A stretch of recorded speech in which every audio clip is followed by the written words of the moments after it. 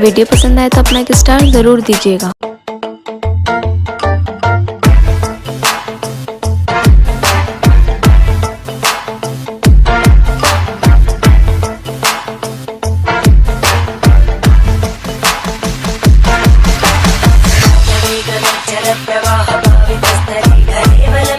मैं निकला ओ गड्डी लेके,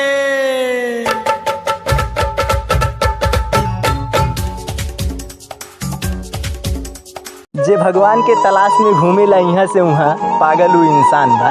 कि जे भगवान के तलाश में घूमेला यहाँ से वहाँ पागल उ इंसान बा।